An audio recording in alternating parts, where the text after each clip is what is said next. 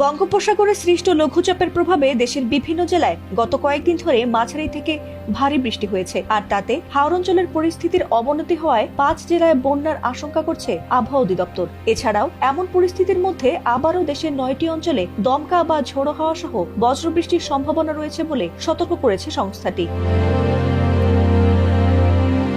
বৃহস্পতিবার এক পূর্বাভাসে এসব তথ্য জানিয়েছে আবহাওয়া অধিদপ্তর। এতে বলা হয়েছে, পশ্চিম বা উত্তর পশ্চিম দিক থেকে ঘন্টায় 45 থেকে 60 কিলোমিটার বেগে ঝোড়ো হাওয়া বয়ে যেতে পারে, যা নদীপথের চলাচলকে ঝুঁকিপূর্ণ করে তুলতে পারে। এছাড়াও দেশের অভ্যন্তরীণ নদী বন্দরগুলোর জন্য দেওয়া পূর্বাভাসে বলা হয়েছে, ময়মনসিংহ, খুলনা, বরিশাল, পটুয়াখালী, নোয়াখালী, কুমিল্লা, চট্টগ্রাম, কক্সবাজার ও সিলেট অঞ্চলের উপর দিয়ে পশ্চিম বা উত্তর পশ্চিম দিক থেকে ঘন্টায় 45 থেকে 60 কিলোমিটার বেগে অস্থায়ীভাবে দমকা বা ঝোড়ো হাওয়া সহ বৃষ্টি বা বজ্রবৃষ্টি হতে পারে। এ কারণে এসব এলাকার নদীবন্দরগুলোকে 1 নম্বর সতর্ক সংকেত দেখাতে বলা হয়েছে।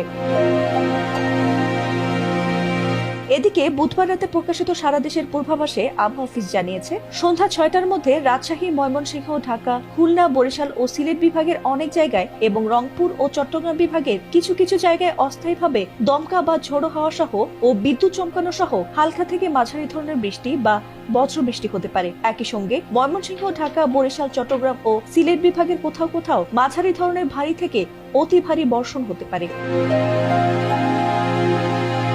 এছাড়াও রাতভর বৃষ্টি হওয়ায় নেত্রকোনা ও সুনামগঞ্জের কংস নদীর পানি বিপদসীমার 93 সেন্টিমিটার ওপর দিয়ে প্রবাহিত হচ্ছে। এছাড়াও ভারী বৃষ্টিতে হাওর অঞ্চলগুলোর নতুন নতুন এলাকা ও ফসলি জমি ডুবে গেছে। এতে করে চরম বিপাকে পড়েছেন এ অঞ্চলের কৃষকরা। উজানের ঢল আর রাতে টানা বৃষ্টিতে সিলেট, মৌলভীবাজার সহ 5 জেলায় বন্যার পূর্বাভাস দিয়েছে আবহাওয়া অধিদপ্তর। আর এ পরিস্থিতিতে চট্টগ্রাম, কক্সবাজার, মোংলা ও পায়রা সমুদ্র বন্দরকে 3 নম্বর স্থানীয় সতর্ক সংকেত দেখিয়ে যেতে বলা হয়েছে।